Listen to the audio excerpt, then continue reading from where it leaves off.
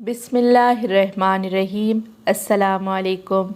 आज की इस वीडियो में हम आपको कश्ती नूह का मुख्तसर वाक़या सुनाते हैं। हज़रत नूह अलैहिस्सलाम 950 बरस तक अपनी कौम को खुदा का पैगाम सुनाते रहे, मगर उनकी बदनसीब कौम ईमान नहीं लाई, बल्कि तरह तरह से आपकी तहक़ीर व तज़लील करती रही और कसम कसम की अज़ियतों और तकलीफ़ों से आपको सताती रही। यहाँ तक कि कई बार इन ज़ालिमों ने आपको इस कदर ज़दोकोब किया कि आपको मुर्दा ख्याल करके कपड़ों में लपेट कर मकान में डाल दिया, मगर आप फिर मकान से निकलकर दीन की तबलीग फरमाने लगे। इसी तरह बारहा आपका गला घोंटते रहे, यहाँ तक कि आपका दम घुटने लगा और आप बेहोश हो जाते। मगर इन ईज़ाओं और मुसीबतों पर भी आप यही दुआ फरमाया करते थे कि ए मेरे परवरदिगार, तू मेरी कौम को बख्श दे और हिदायत अता फरमा, क्योंकि ये मुझको नहीं जानते हैं। और कौम का ये हाल था कि हर बूढ़ा बाप अपने बच्चों को ये वसीयत करके मरता था कि नूह अलैहिस्सलाम बहुत पुराने पागल हैं, इसलिए कोई उनकी बात को ना सुने और ना उनकी बातों पर ध्यान दे।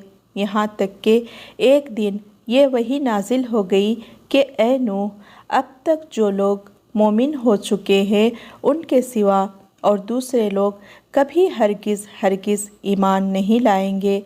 उसके बाद आप अपनी कौम के ईमान लाने से नाउम्मीद हो गए और आपने उस कौम की हिलाकत के लिए दुआ फरमा दी, और अल्लाह ताला ने आपको हुक्म दिया कि आप एक कश्ती तैयार करें।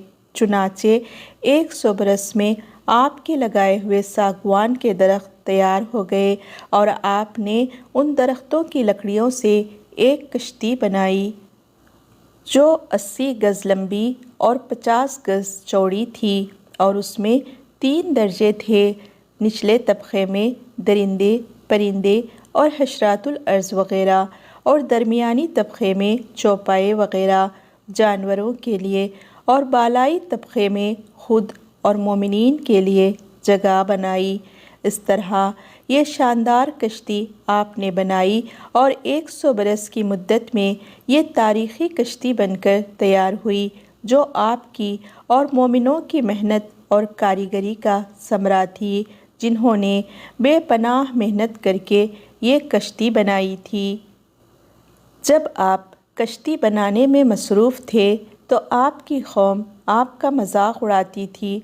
कोई कहता कि ए नूह, अब तुम बढ़ाई बन गए, हालांकि पहले तुम कहा करते थे कि मैं खुदा का नबी हूँ।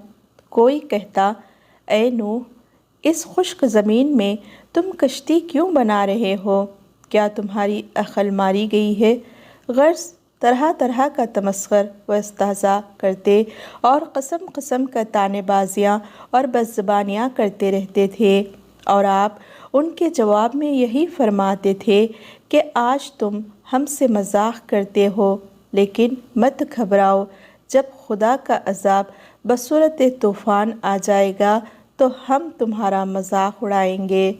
जब तूफ़ान आ गया तो आपने कश्ती में दरिंदों, चरिंदों और परिंदों और किस्म किस्म के हशरातुल अर्ज़ का एक एक जोड़ा नर मादा सवार करा दिया, और ख़ुद आप और आपके तीनों फ़र्जंद यानी हाम, साम और याफ़िस और इन तीनों की बीवियाँ और आपकी मोमिना बीवी और 72 मोमिनीन मर्द व औरत, कुल 80 इंसान कश्ती में सवार हो गए, और आपकी एक बीवी वाइला जो काफिरा थी, और आपका एक लड़का जिसका नाम केनान था। ये दोनों कश्ती में सवार नहीं हुए और तूफ़ान में गर्क हो गए।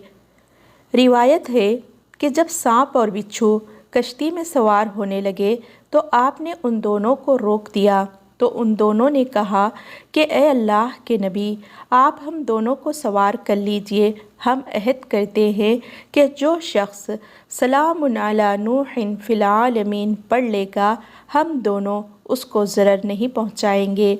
तो आपने उन दोनों को भी कश्ती में बिठा लिया। طوفان میں کشتی والوں کے سوا ساری قوم اور کل مخلوق غرق ہو کر ہلاک ہو گئی، اور آپ کی کشتی جودی پہاڑ پر جا کر ٹھہر گئی، اور طوفان ختم ہونے کے بعد آپ میں کشتی والوں کے زمین پر اتر پڑے، اور آپ کی نسل میں بے پناہ برکت ہوئی کہ آپ کی اولاد تمام روئے زمین پر پھیل کر آباد ہو گئی، اسی لیے آپ کا لقب آدم ثانی ہے۔ قرآن مجید میں خداوند تعالیٰ نے اس واقعے کو ان الفاظ میں بیان فرمایا ہے کہ اور نوح کو وحی ہوئی کہ تمہاری قوم سے مسلمان نہ ہوں گے مگر جتنے ایمان لا چکے، تو غم نہ کھا اس پر جو وہ کرتے ہیں، اور کشتی بنا ہمارے سامنے اور ہمارے حکم سے، اور ظالموں کے بارے میں مجھ سے بات نہ کرنا، وہ ضرور ڈبائے جائیں گے۔ اور نوح کشتی بناتا ہے، اور جب اس کی قوم کے سردار اس پر گزرتے اور اس پر ہنستے، بولا اگر تم ہم پر ہنستے ہو تو ایک وقت ہم تم پر ہنسیں گے، جیسا تم ہنستے ہو تو اب جان جاؤ گے کس پر آتا ہے وہ عذاب کہ اسے رسوا کرے، اور اترتا ہے وہ عذاب جو ہمیشہ رہے۔